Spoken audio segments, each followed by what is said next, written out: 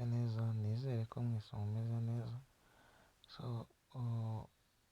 Ikintu kinzanye muri iki ni ukubereka uko twakora iyi wudu.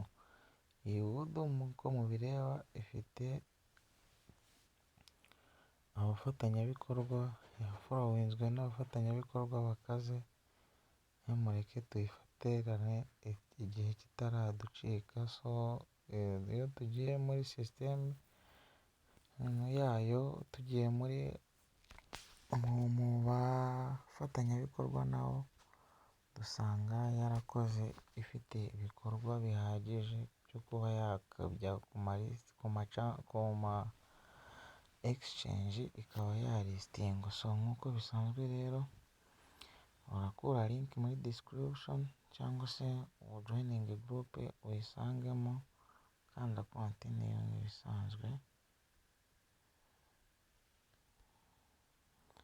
kanda continue,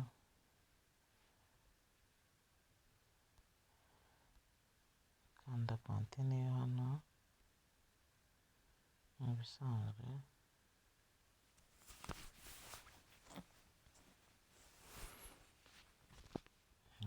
Turindire network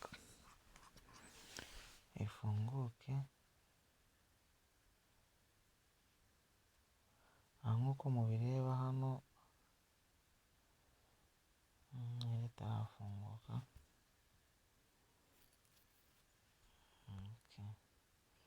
Ukikanda urajya kuri hano kuri get started nk'uko mubibonye. Ariko ikintu cy'ibanze nagira ngo mbereke, murareba hano barimo baravuga ngo the next big step for the world diaper is here. Wood is officially listing on KuCoin on date November 27. Time azaba ari it's 11 AM UTC. Pair Wood on USDT. Murabireba rero uko bimeze. Kuri 27 nibwo izaronshinga ejo. Urebye iki kiganiro n'ejo bazayironshinga saa 5 kuri UTC, ariko mu Rwanda ubwo twebwe tuzaba ari nka saa 6 zuzuye. Ubwo rero mubireba rero, dushaka kwagakora byihuse bigahita birangira. Uburyo turagaparticipamo rero, turaza nk'uko twari twakanze kuri link nk'ibisanzwe, turaza dukanda hano dusubira inyuma.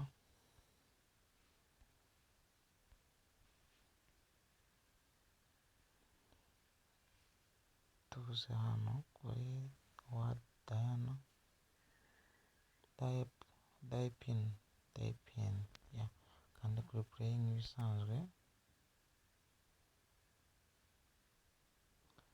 kanda get started, and then uhita ukanda hano claim. Njyewe murareba nayiclaiminze, and then uze hano kuri earn,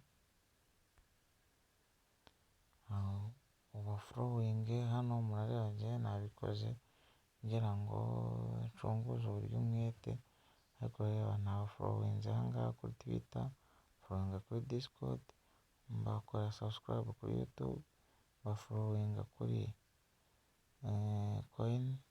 CoinGap, CoinMarketApp, CoinMarketCoin, kuri LinkedIn ndabafollowinga, no kuri Medium, no kuri Instagram.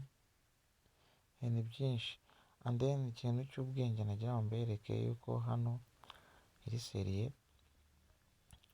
Urareba hano barimo baratubwira ngo tujoininge KuCoin, kandi nimba mwibuka neza twasomye yuko izaba listed kuri KuCoin. Uraza hano ukande join, urareba hano,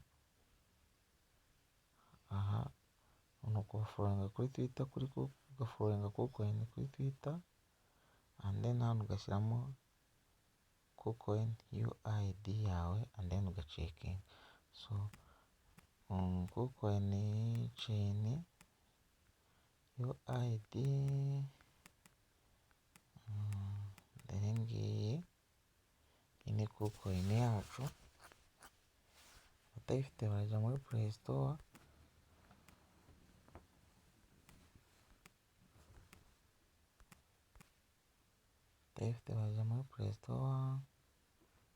bayidawunilodinge, dore ngiyi turayikandaho, UID then nuko irafunguka, abakoresha fingerprint zihita zizamo, so turajya hano kugira ngo tubone UID yacu, maze ukopiye kano, kanda hano kopi, urareba kopi hano, and then tugende tuyipesitingemo hano, turaza dukande cyane, dukande paste, and then ukande check, nimara gucekinga baguhereza amakoini 2500. So njyewe